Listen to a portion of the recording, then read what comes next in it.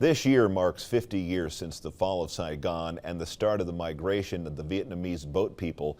It is one of the darkest chapters of post-Vietnam War history. However, few know the story of the dangerous journey hundreds of thousands of South Vietnamese refugees dared to take. In part one of a special report, 9 and 10's David Leiden and videographer Josh Monroe spoke to two people who survived the journey from war-torn Vietnam and now call Michigan home.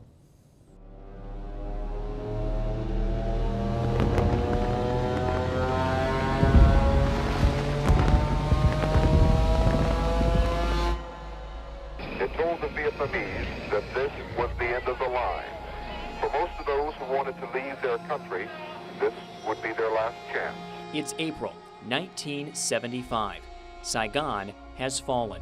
The Vietnam War is coming to a chaotic end. Millions in South Vietnam are looking for a way out as communist forces from the north close in. Some Americans who pushed towards the bus tried to pull their Vietnamese wives and children along with them.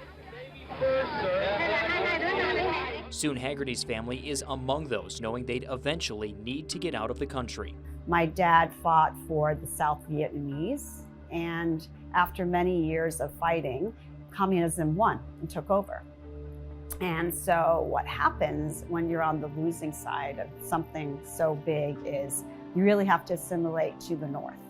And you have to become a communist, or you would be entered into what they would call a re-education camp.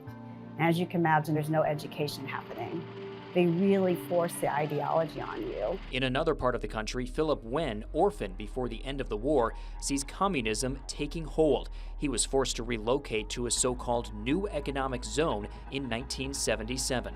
I went there, lived with my aunt for about 2 years, and in those 2 years, I never seen so many people died of starvation and sickness. Because if you ask any U.S. Marine, they go to the Kherson, they don't afraid of bullet, they're afraid of mosquito.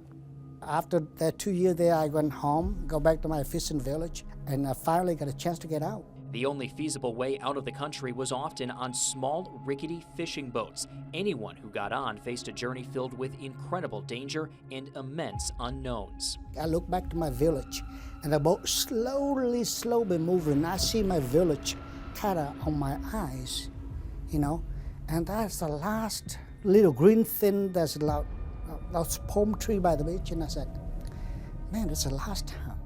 This is the last time I see my home. Think of your boat as a little spoon, right? And then the wave is like a bowl, and we catch on that wave, and we ride for hours. And I remember the guy go like, pray to Jesus, pray to Buddha, pray to your ancestor. Everyone prayed. I remember, I said, fuck it, sink and died. I don't want to do this no more. My sister tells me a very vivid story of the reason why we took a long time to get to another island is because we left with 2 boats.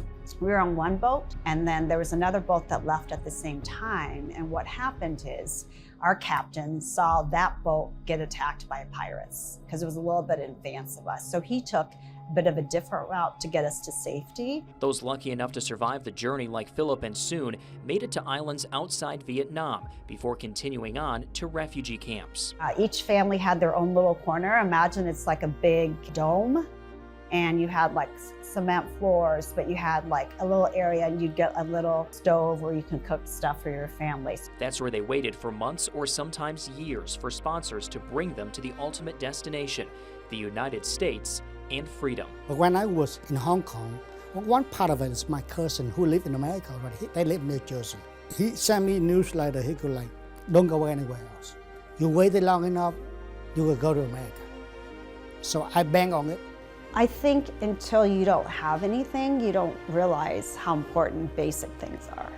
You know, freedom, a sense of security, a future that you can define. I think until you feel like those things are stripped away, that you realize how important they are.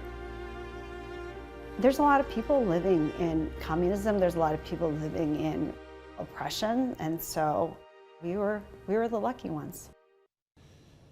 And tomorrow night in part 2 of the special report, we'll look at the efforts by the Vietnamese community here in Michigan to commemorate and remember the events of what's become known as Black April.